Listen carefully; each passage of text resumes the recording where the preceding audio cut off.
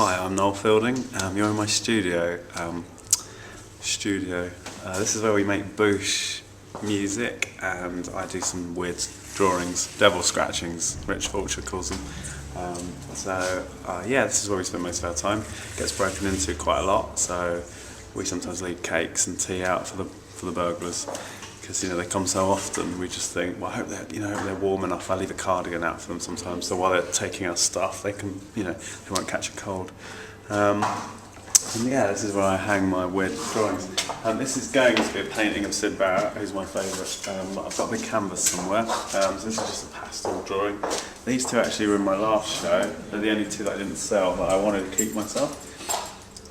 This one's called In Your Garden, and that one's called 15 Minutes Before It Happened. This is just a sign, obviously, for no bananas. This one's called Floppy Top. This is my favourite taste, but I haven't actually worked it up into anything yet.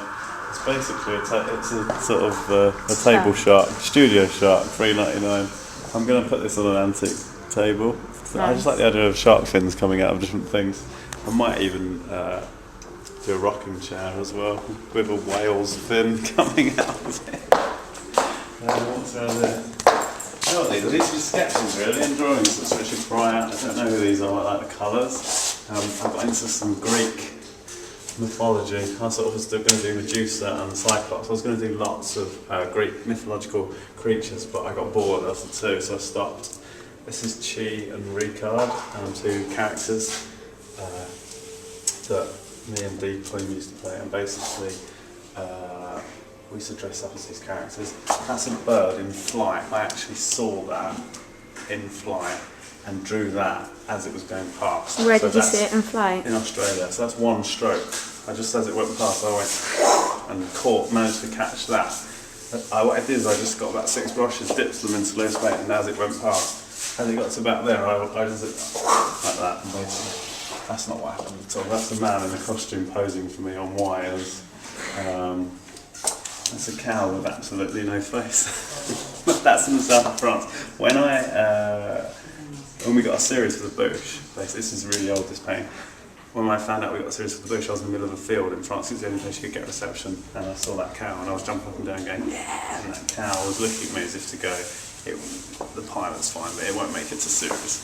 So maybe it's wrong. There's no theme between kind of an ongoing train of thought with all of your work. Do you just kind of do what you do quite sporadically? Yeah, okay. But I have got some things that are on theme. These are just sort of sketches that might go in a few of them, because I think this is kind of more of a works on paper and stuff. It's not. I was going to do just one theme. Basically, it's a Brian Ferry theme, but we'll get to that. There's some sort of theme over here with the jelly pots. These again are just sort of blue. I don't know if any of these will go in. They might do. How do you decide what goes in and what doesn't go in? Well, I like these things. I think they'll go in. I've got quite a lot of them. Why do you like them? Because I tried to do some drawings where I tried not to draw anything, just some shapes and colours. They always come out looking like sort of people or things. That looks like a sort of king with a big chin and sort of monkey arms. That looks like a weird parrot man, sort of Kenneth Williams character being sick. How did you come across drawing them? Were you just sat down and kind of with a pen and paper or crayons and paper and did? Blank my mind out completely and not draw anything at all. I have literally no concept, and it's interesting how you can never really do that. It always starts to take on some human or animal or that's self-explanatory. It's Pac-Man, really angry with that goes. I just wonder what Pac-Man's saying, because he always gets caught by the ghosts. Is Pac-Man American? Probably not. That's a Greek man that's on holiday. Now this thing here is, these characters are going to see the Jelly Fox, which is a bit like the Wizard of Oz, and they're like they've all got problems and they're all going to see Jelly Foxes, sort of like in this weird land. Where did the Jelly Fox come from? What is that? The Jelly Fox is this sort of magical creature. I used it in a show I did in Edinburgh years ago. It was sort of like he looked a bit like this, but more powerful.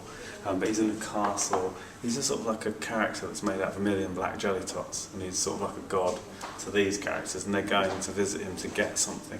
But basically when they get there, they knock on the door of his castle, and the door opens, and I did it as an audio thing. I did it like a sort of